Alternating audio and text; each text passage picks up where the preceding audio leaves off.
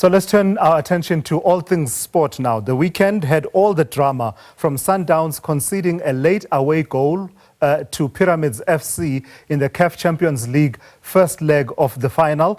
Kaizer Chiefs have failed to dip into the top 8 and will not be playing in the MTN top 8 competition.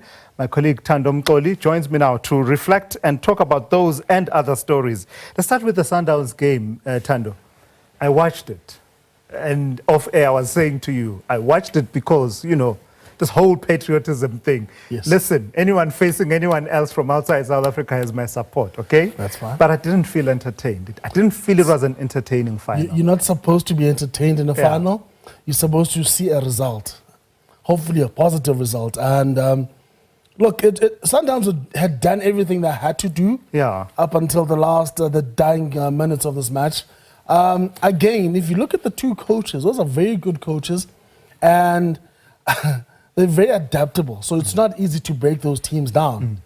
So it was never going to be a free-for-all entertaining game. It was always going to be a tactical, tight match between two very well-coached teams and two very good teams with good players in them. How important was it for Sundowns to have taken a lead going to Egypt, and therefore by comparison and the inverse, how problematic, I don't want to say devastating, how problematic is it that they conceded so late in the match? It's not devastating just yet. If next week is different, then that's another story.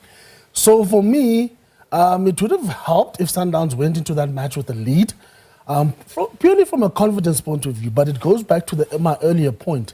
These are very two teams which are hard to break down, despite the firepower they both have up front. They are very hard to break down purely because they're well coached. They are tactically disciplined. So you look at how Pyramids played against Pirates. Pirates are a good team. Pirates can open up many teams. But when you come up against an organized team defensively who can hit you on the counter at any moment, it's a bit hard. So it's a bit unfortunate that Sundowns go into this one with a bit of a deficit.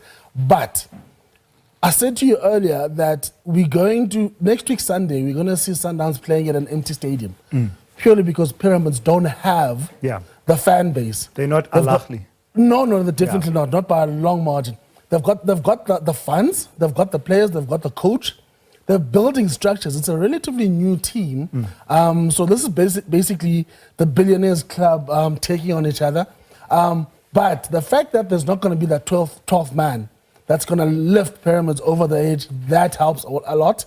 It will even things out. It will almost feel like a COVID-like game.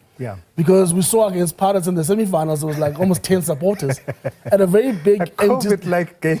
It is that bad. If you go back to the Pirates semi-final against Pyramids, literally, there was barely anyone at the stadium. It was not the Yellow Nation that you saw yesterday. So let's stick with football and talk about Kaizer Chiefs now. I saw some of the memes.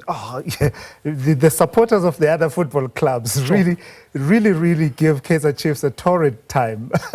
They definitely do. So already this whole talk about top 8 or no top 8. So that's settled, is it? Yeah, it's settled. They're not going to make it. But still, for me, Chiefs are a team that's rebuilding. If they'd made it to the top 8, they would have gone in as in 8th position.